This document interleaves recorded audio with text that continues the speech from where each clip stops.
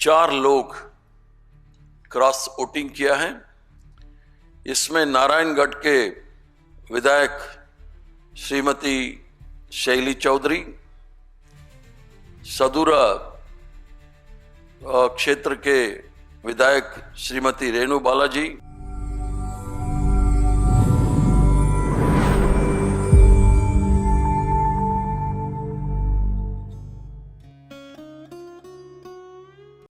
दोस्तों नमस्कार, मैं जगन्नाथ गौतम सियासत हिंदुस्तान यूट्यूब मंच पर आपका स्वागत है।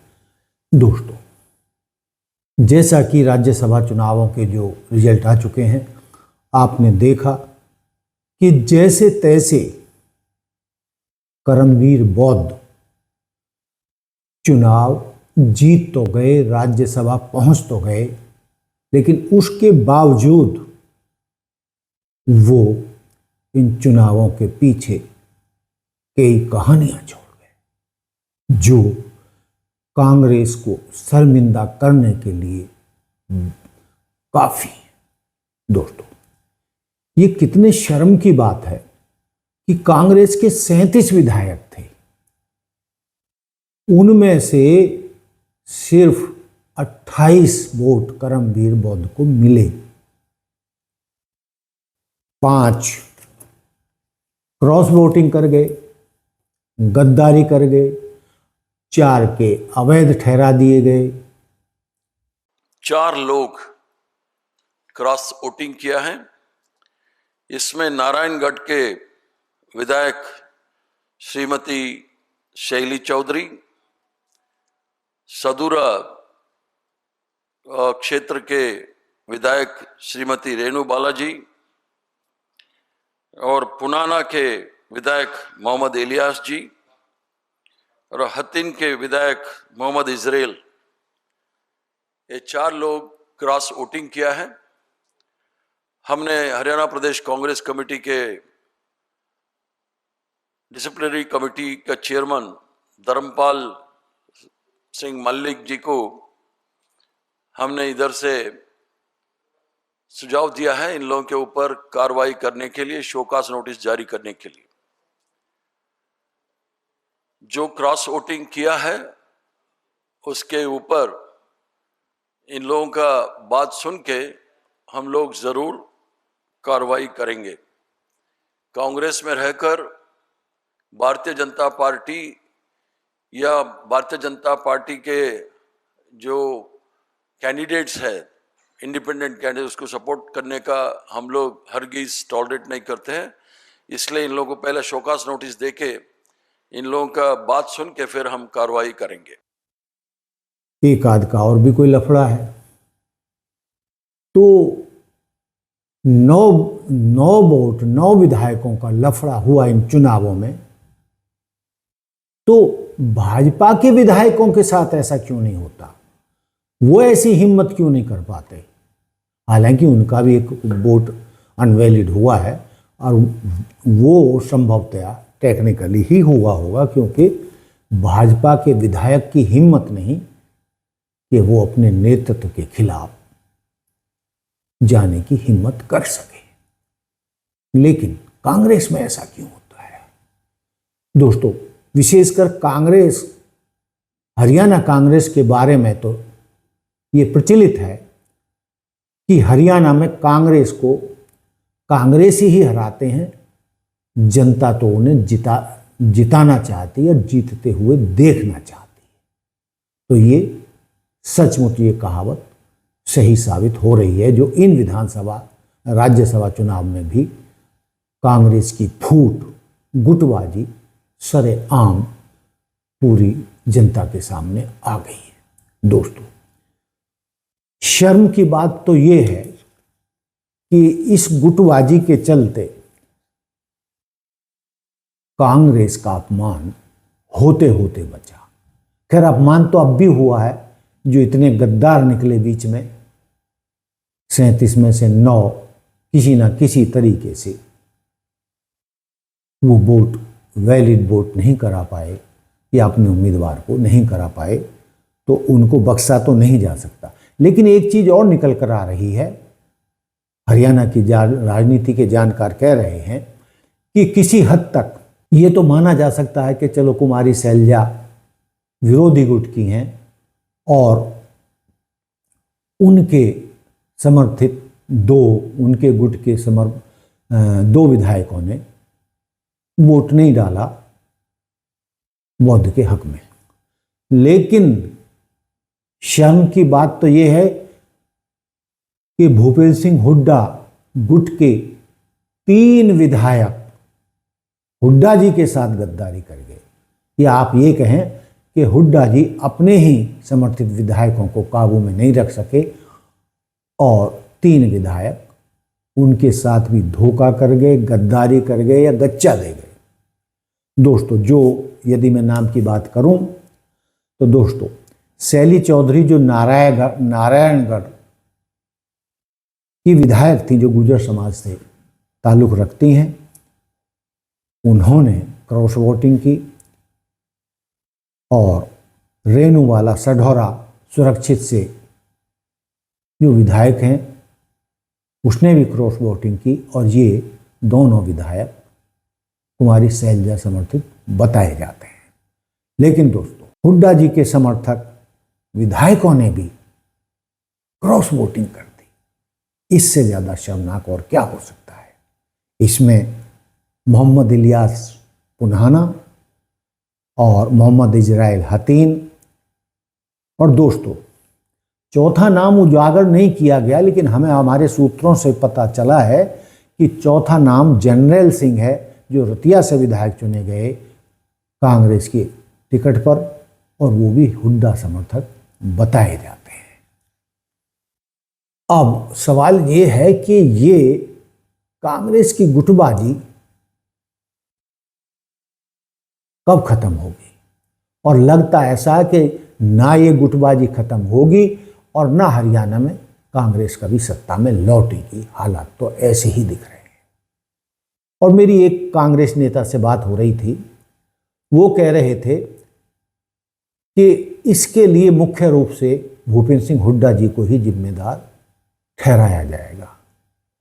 फिर मैंने पूछा वो कैसे, तो उन्होंने बताया कि भाई डेमोक्रेसी का मतलब होता है डिस्ट्रीब्यूशन ऑफ पावर, और हुड्डा जी सारा कुछ अपने हाथ में रखना चाहते हैं।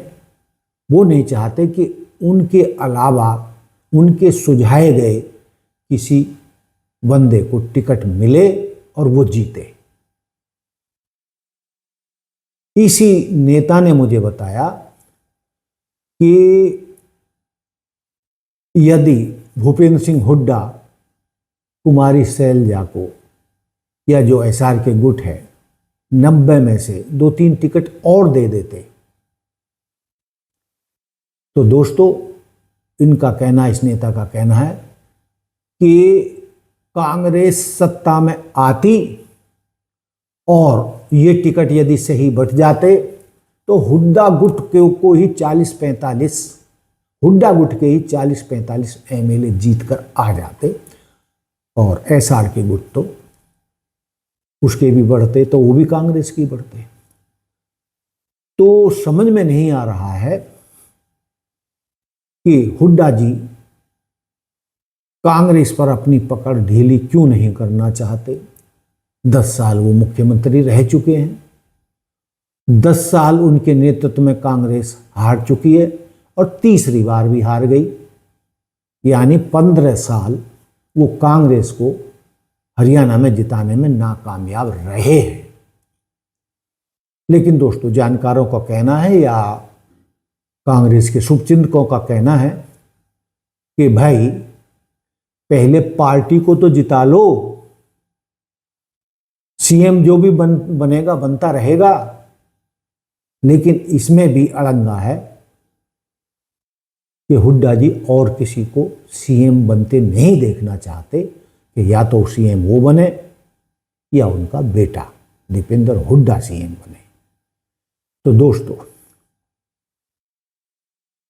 इन हालातों में बात बने तो कैसे बने, ये समझ से बाहर है। और यदि जिन पर आरोप लगे हैं विधायकों पर, उनको कांग्रेस से निलंबित कर दिया जाता है। 4 को किया जाए, 5 को किया जाए या 9 के 9 को किया जाए, तो कांग्रेस की जो ताकत थी या संख्या थी वो 28 पर आकर टिक जाएगी 37 से। तो इससे भी समाधान नहीं है। लेकिन दोस्तों, भाजपा तो अपने कारनामों से बाज आएगी नहीं। ये भाजपा अटल बिहारी वाजपेयी के जमाने की तो पार्टी है नहीं, जहां नैतिकता की बात की जाती थी। नैतिकता तो भाजपा ने खुंटी पर टांग रखी है। और जिन विधायकों ने क्रॉस वोटिंग किया, तो कोई हमारे सूत्र बता रहे थे कि उन्होंने वैसे तो नहीं किया, या तो उन्होंने मोटे नोट बटोरे हैं क्रॉस वोटिंग करने के बदले।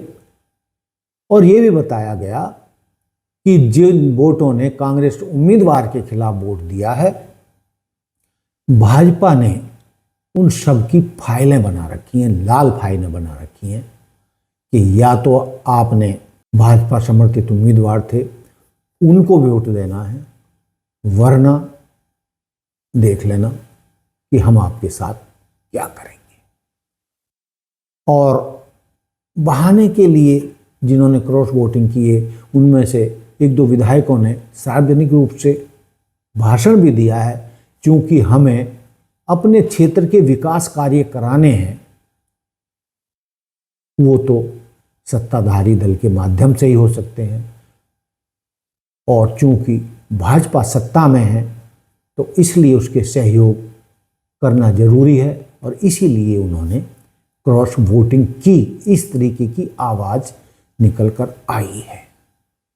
दोस्तों, ये सब क्या दर्शाता है?